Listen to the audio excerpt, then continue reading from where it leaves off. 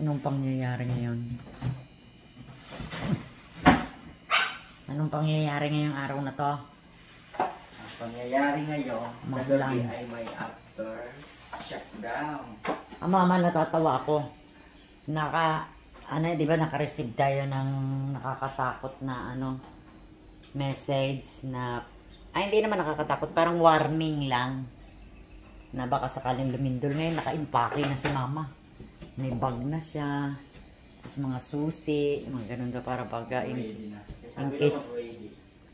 case daw na nagkatakbuhan, makakatakbo kompleto na siya. Ako wala, ito lang cellphone ko. Ayan, sana naman wag. Ayan, naglaba para ba ako.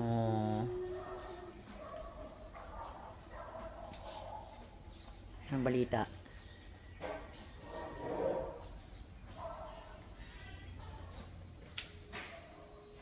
Manang.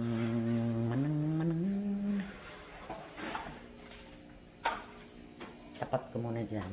Teka.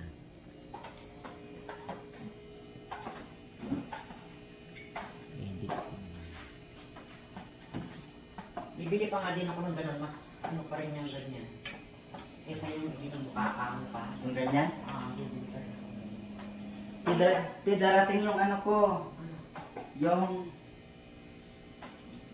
nabili ko siya sa Viewshore. Ganyan din. Mas maganda yun, te.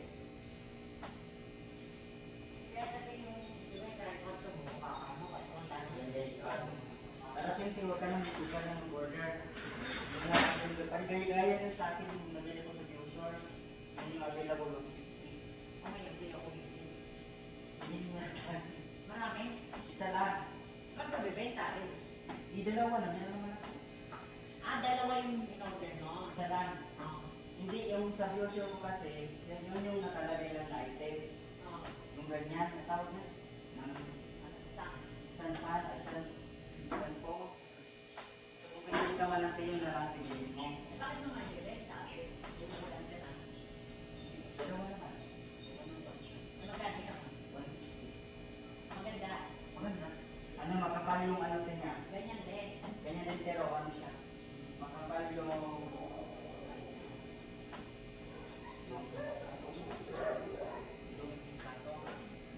hindi siya matutumba. Iyan. Matutumba yan. Yung ganyan ko kasi, nakalitan mo na ganyan ko, ginagamit ko doon yung bobon.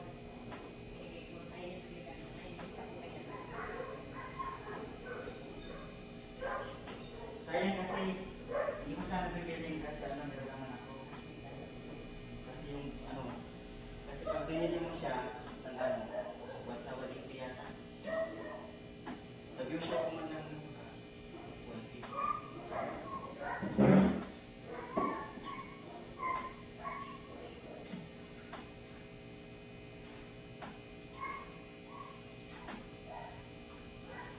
Naano lang ako naman pag nag-order ako, binubuksan talaga bago umalis yung item.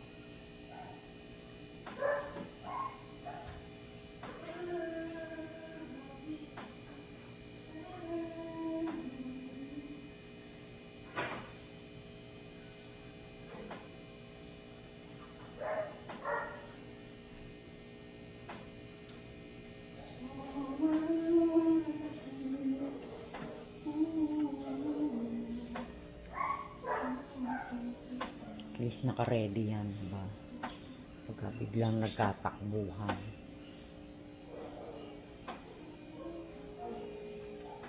Maglalaba ako eh.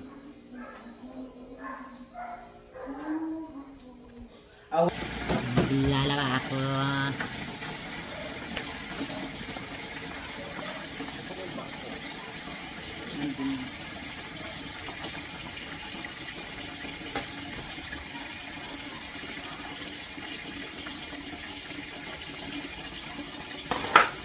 Baka may bumukas dito.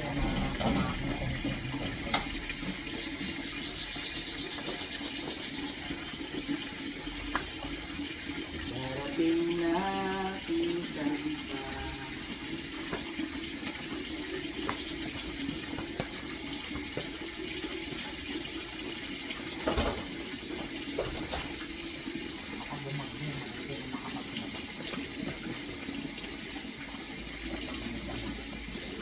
Wala pa man lang ganito.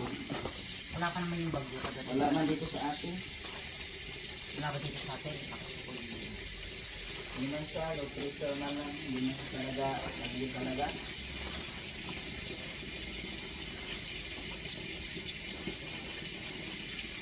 Gusto ko naman nakakanin lang.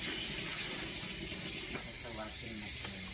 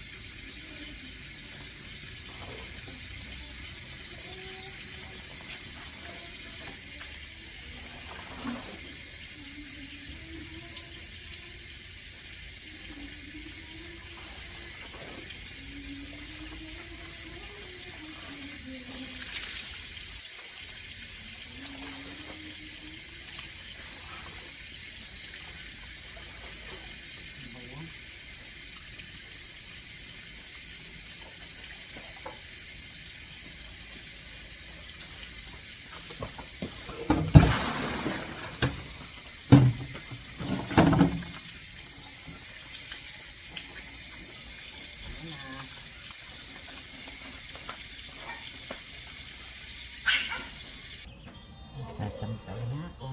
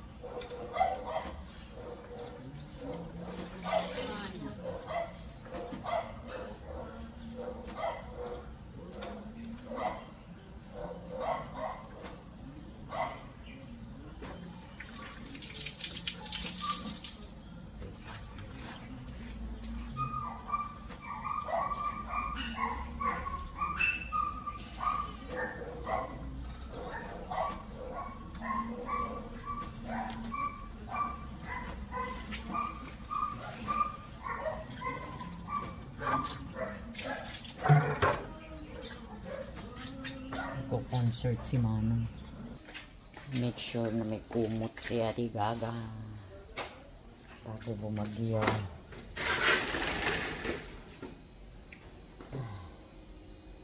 Ano, Kile? Kile? Ay, nako. Ano oras na? 8. Ito na naman tayo sa loob.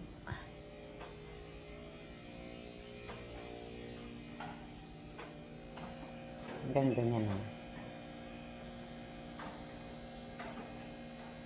Sabi, huli ka balbon. Naalala ko si Ruby. Sabi niya, huli ka balbon. Ay, may mga chips na naman ako. Tingnan natin ang aking bebe. Ha? Ganda-ganda ng picture niya nakita ko. Ganda-ganda. Ayun si na Peanut. Oh.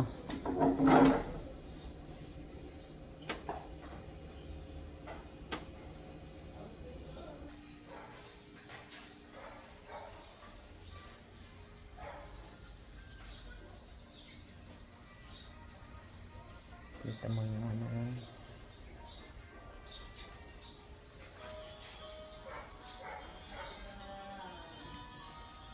Nakalak?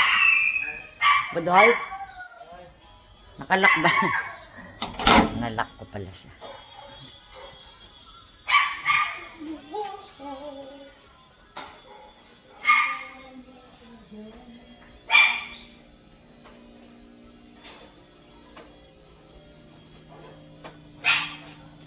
Makain siya ito naman. Ang biscuit niya.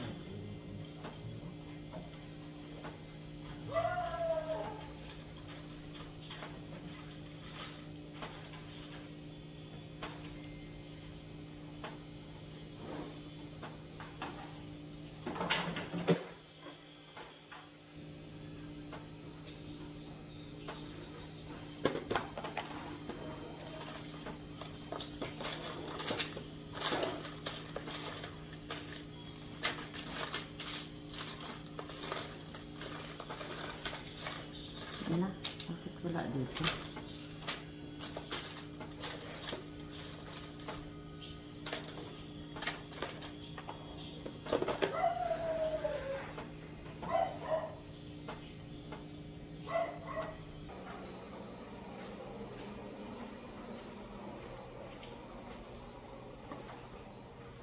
Oh, ang sipag ni Reggie. Yeah. Kailangan natin mapapawis.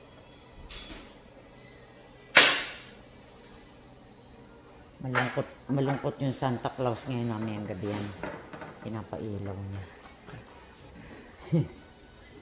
Yung hindi kailangan sa gabi. Hindi ba? Kala sila no. Malungkot si Santa Claus. Oh, at least nakapaglaban ako. Umulan man. Yan ang favorite na duyan ni Ate Gaga. Ang dami namin sampay. Wala yung sinelas ko, lalabasan ako. Yung mga morning. Takbo agad. Kita ko. Good morning. Ay, naka-ano ka pala, naka-live ka rin, din nakita ako doon. Kailangan ko ano yung rank. Ayan, good morning, nagla-live din si Reggie.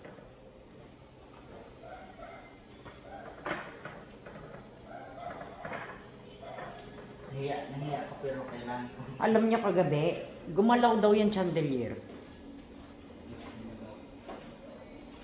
Sabi nila, gumalaw daw yung chandelier. Punta nga tayo sa taas. Ayan. Tayo sa taas. Nakakatakot tuloy yung lindol. Diyos ko.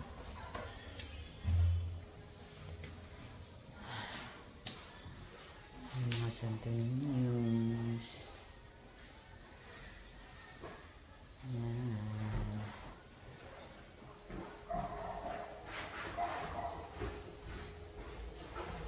Ayan si Andy. Kita natin si Andy. Ayan Ayan si Andy. Ang ball python. Nagbibigay ng swerte.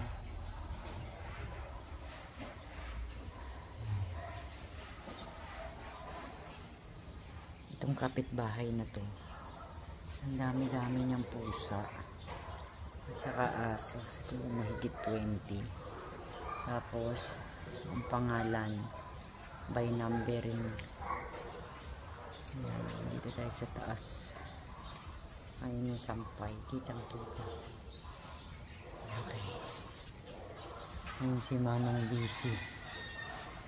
May ginawa silang tambayan dyan. So, pagtanghali, gusto mo magtambay dyan. Yan. Pwede dyan. Binibenta yung house na yan. Ewan ko kung yan. Yan naman yung kumot ng Ate Gaga. Gaga is my cat. Yung aking ragdoll. Pero sabi ng vet niya, parang mixed breed daw siya eh. Just like ragdoll at saka Himalayan. Hala, ang dumi naman ng kapitbahay. Huh? Binibenta daw yan eh. Pero parang nailip ng bangko. So yan. Yan likod niyan. Yan yung isa pang bahay ng kapatid ko sa likod.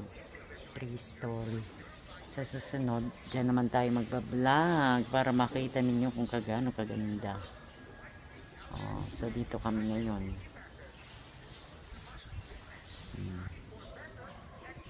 Yan. Ito siya. Diba? Tumaas na yung ano na yan, oh. Yung parang, ano matawag nito? Bamboo? Ano ko kung bamboo tree, pero swerte daw yan. Ay, Muneng. Nakikita ko kayo dito sa taas. Muneng. Straight cut ng kapitbahay. Tapos ang sandamakmak. Siguro mga 20 na. Ayan yung ano, naglalakad yung kapitbahay namin na European. Taga France daw siya, sabi niya. Tapos may asawa siyang Pilipina wife. Tapos yan po ilan ang anak. Yan ang bahay nila. Pero nagre-rent lang yan sila dyan. Di ba nice view? Nice and nice and nice and nice and nice. Pag natapos na yung kabilang bahay, malapit na. Yan naman ang iba-vlog natin at dyan daw tayo magpa-party-party. Kasi daw pinagawa yung kapatid ko na maganda. May rooftop siya. Rooftop ba tawag doon? Yung mga kapitbahay namin. Pinalinis na dati yan ng kapatid ko eh. Kasi ano, syempre nakakatakot pagka madamo. Di ba baka tumawid yung ahas sa iyo. Ayan, may bungay malunggay nila. Ayan, nice ah. Yes, kailangan pala mag-English tayo kasi meron tayong mga subscriber na foreigners. Good morning from Brit Pinay Life in Philippines. Yeah, we are hit by a 7.2 earthquake yesterday, but not in our city. Parang sa Davao at saka Jensen. Nakikita nyo yan. Hindi pa kasi tapos. Ayan siya. Yan ang kabuuan. Alright. So, ano ba kwarto bang Bibi ito? O CR. Ayan ang kwarto ng Bibi. Ayan.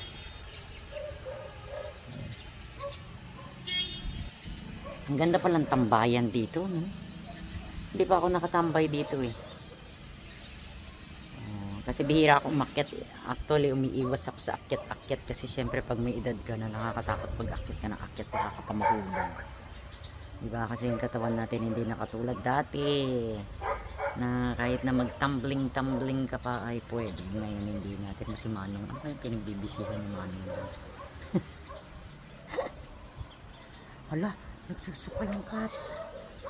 Nagbabamit yung cat dun. Oh, kawawa. Nakikita ko lang. Sana makaano siya. Oh, at least nilinis na nila yun dyan. Oh. Maganda na gagawin daw nilang park yan eh. Ewan ko, hindi na tuloy. So, pasok tayo ulit sa loob. Ayan o, kagabi gumalaw yung chandelier. Oh, kasi ano, sa Davao and Jensen naman yung nahit ng 7.2 magnitude na earthquake. Dito, hindi naman. Kaya lang, naramdaman din daw nila. Mahina lang siguro. Intensity 1 lang ata. So yan, balik tayo kay Andy. Hello Andy. Alam niya pag may tao. Oh, ang cute mo. Hi Andy. Cute mo Andy. Hello Andy. Ay, gumagalaw siya. Actually, takot ako sa ahas. Yan ang kabuuan. Ayun si Reggie. Nakikita ko si Reggie nagpupunas ng glass. Yes, para meron naman tayong content ngayon, di ba? Yung napanood ko kahapon doon sa Facebook, yung babae, andun siya sa mall. Eh, di ba biglang nag-earthquake, sabi tuloy niya. Nagkaroon daw tuloy siya ng content kasi bigla nagmo-malling sila. Ang ganda nga naman itong chandelier. Nakakatakot lang ito pagka bumagsak sa ulo mo. Tingko ka, tusok ng ulo mo. So, yan. Magalit yung kapitbahay pag binidyo natin. Itong kapitbahay namin, ang daming aso. Siguro mga 15. Tapos siguro yung mga cat niya, mga 20. Diyos ko, yung mga cat niya minsan nagpupuntahan dito sa amin. Siyempre, stray cats nga eh. Oh, tsaka siyempre, nakakalusot sila dyan. Oh. Eh, minsan, siyempre, maaawa ka naman, di ba? Pag nandun, minsan, meron kami mga, ano bang tawag dun sa bahog sa Tagalog? Kaning baboy. So, binibigyan ko ng kaning baboy kasi naawa ako kasi puro malnourished. So, di ba, minsan maganda daw yung mabait ka din sa animals, di ba? Kasi hindi naman sinasabing may good reward sa iyo ang pagiging mabait sa animals, pero syempre animals yan eh, di ba? Maawain kasi ako sa mga animals kahit nasa dog, kahit dog, but syempre especially ang mga cats, maawain talaga. So pag nakikita ko, saka lapitin ako ng cats kahit na pumunta ako doon sa Manila, doon sa bahay ng tita ko.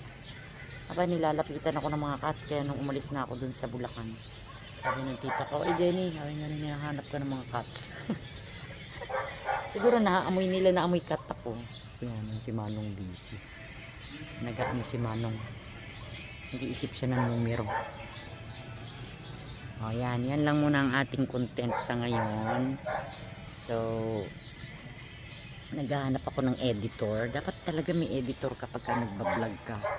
No, kasi hindi naman ako familiar sa mga ano, yung mga technique sa pagbablog. Syempre, hindi naman tayo high-tech, so hindi natin alam kung paano. So, kailangan may editor ka para pagandahin yung iyong channel. At least, thank you nga pala sa ating mga bagong subscribers.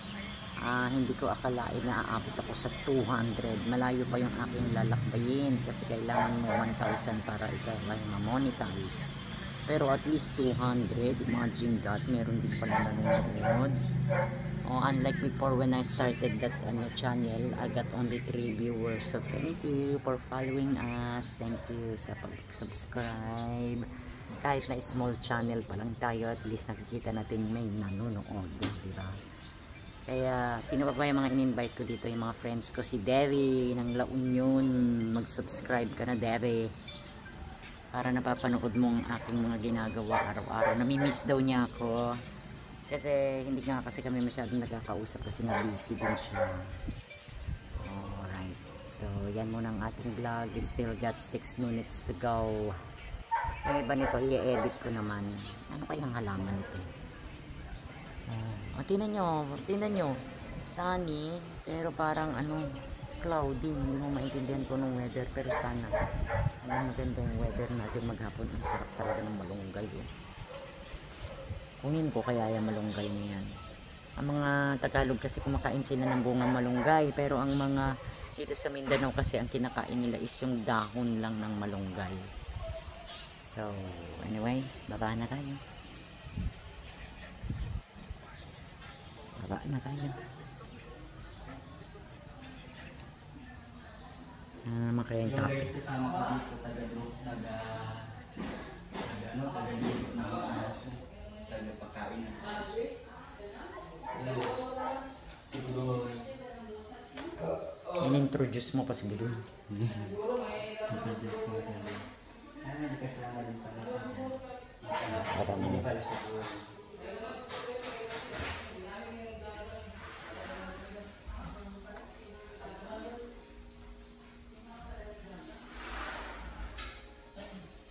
Wala sa 200 viewers ko, thank you sa mga. Wow, 200 viewers. Yeah. Ang galing namin dalawang sila.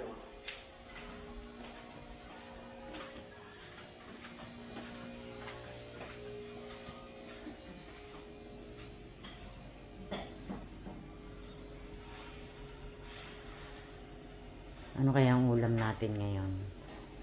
Anong ulam natin, Kelly? Anong masasabi mo? Ha? Anong masasabi mo, Kelly?